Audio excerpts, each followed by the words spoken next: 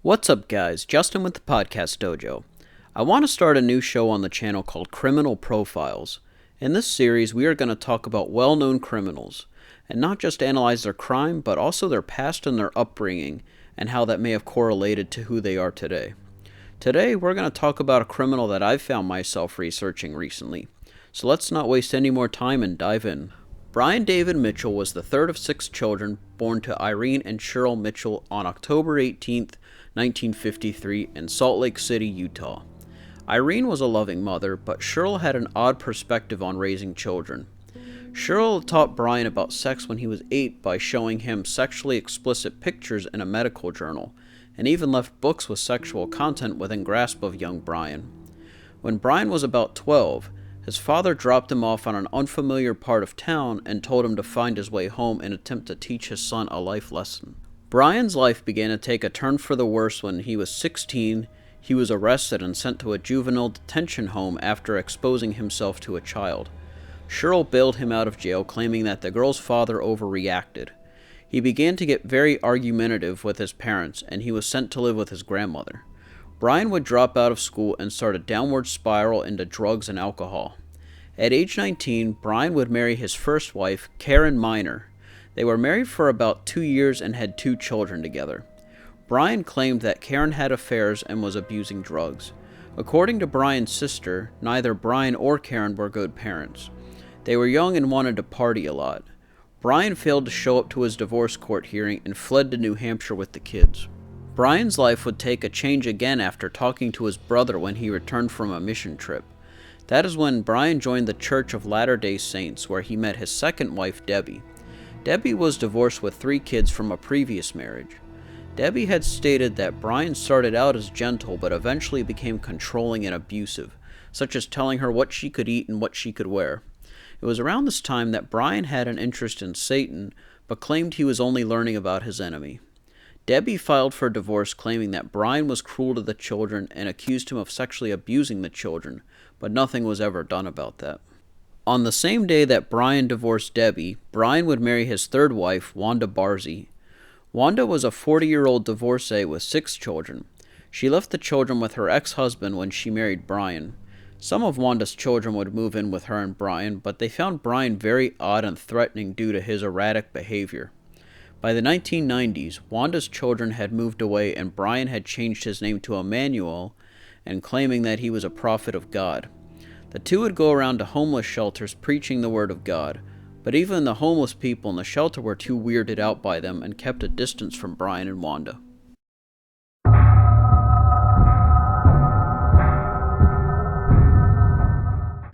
This is the act that gave Brian his most notoriety.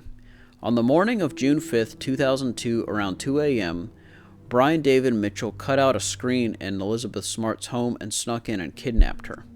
He put a knife to her throat and stated, "Come quietly with me or I will kill you and your family." Brian would walk Elizabeth up to the mountains where they met Wanda, and a marriage ceremony was performed in an attempt to make Elizabeth Brian's virgin wife. Every day, Elizabeth was subjected to rape from Brian, and she was even shown pornographic images and forced to take alcohol and drugs. Elizabeth's 9-year-old sister, Mary Catherine, had witnessed her kidnapping and told her parents and police that she recognized the voice but didn't see who it was. Thousands of people searched high and low for Elizabeth, but to no avail. The Smarts had men working on their house, and this is when Richard Reese was a major suspect. Reese had a criminal record including burglaries and an attempted homicide on a police officer. When they searched Reese's house, they found some items stolen from the Smart household. One theory is that he had broken in and Elizabeth saw him and he kidnapped her. But it was worse than that. Reese was innocent. Even Mary Catherine said she knew that he didn't do it. Reese ended up dying from a brain hemorrhage due to the stress of being a suspect. The fact that Brian allowed that to happen says even more about his character. Brian, Wanda, and Elizabeth would make their way to San Diego, where Brian would be arrested for breaking and entering into a church. He would spend a week in jail for that crime. Around the same time, Mary Catherine had a sudden revelation that Brian was the one who kidnapped Elizabeth. Brian had done work at the Smart house and had met Elizabeth, her mother, and Mary Catherine while he was panhandling on the street corner. He said he was a prophet of God and that he traveled around spreading the word of God. However, at the same time, he went by the name Emmanuel and was clean-cut and shaven. When Brian kidnapped Elizabeth, he grew out his hair and beard to resemble Jesus.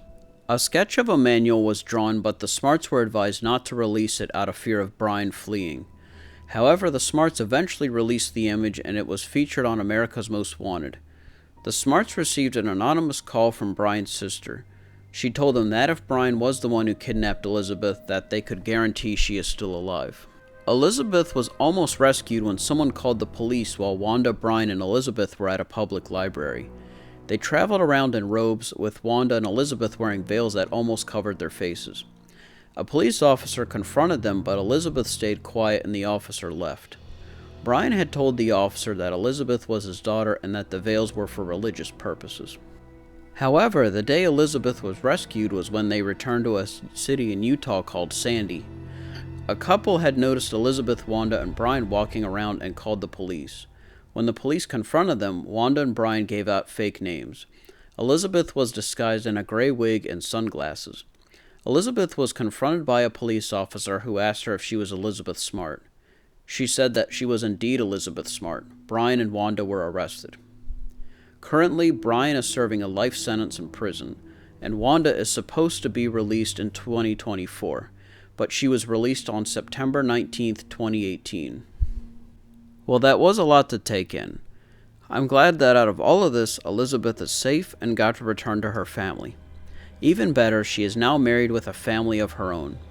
She has started the Elizabeth Smart Foundation to help missing children. I'm going to provide a link to that in the description as well as the Twitter. But before we close out, there are some thoughts I want to give on certain things about Brian.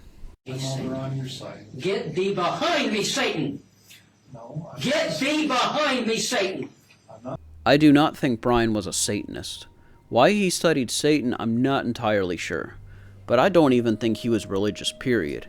Even a friend of Brian said that Brian only faked religion to get food and shelter and water.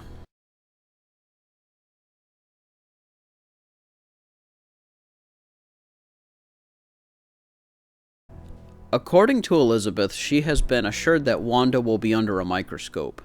I'm sure that she will get in trouble, but I don't think it'll be for something severe as kidnapping someone. I think the only reason she assisted in kidnapping Elizabeth Smart is because Brian manipulated her. But I do think she's too dangerous to be out, and I do think she should have been given a life sentence with Brian. 72-year-old Barzi was not due to be freed for another 5 years, but officials now say they miscalculated her release date, and she will be a free woman next Wednesday. Now, her sister is blasting the decision. Just can't believe it. She's mentally ill, terribly mentally ill. And she's very manipulative. Barzi's sister was asked if the woman would be welcome in her home. No, she's not. Sorry. She's not.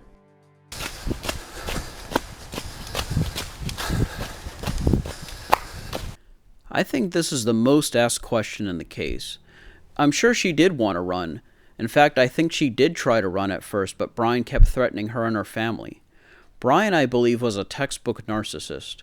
I think he knew exactly what he was doing. He was evil, calculating, and manipulative. Having had a narcissistic parent, I can tell you that narcissists have a way of using scare tactics and manipulation into making you think that you need them.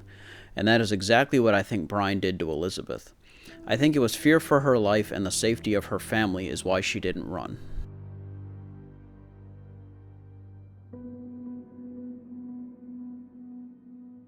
There was a point shortly after Elizabeth was kidnapped where Elizabeth's cousin said she heard a loud noise outside her window, like somebody was trying to break in. The screen was cut out just like at Elizabeth's house. Do I think it was Brian? I absolutely think it was Brian. Brian apparently had told Elizabeth that he had plans to kidnap other girls and make them his virgin brides. My guess is that he gave up to not only avoid being caught, but I think he knew that people were out looking for him, or at least would be looking for him soon.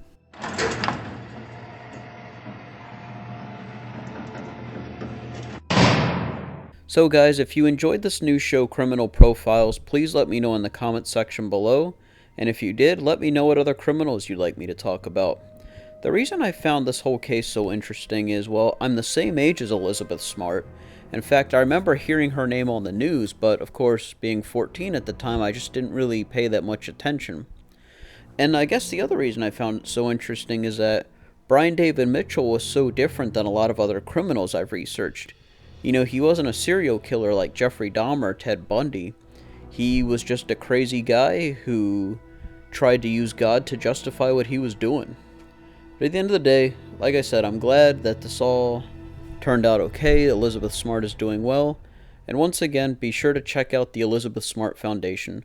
Hope you learned something, and I'll catch you in the next video.